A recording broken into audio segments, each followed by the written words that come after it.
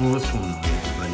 I got my STOGIE BIRD shipment in.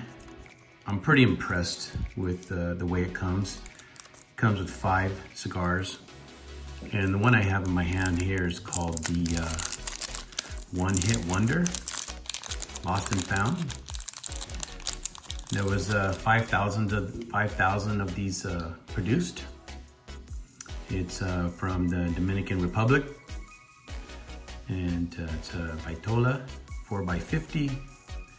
The wrapper is an H92 Dominican. The binder is a Dominican. The filler is an aged Dominican.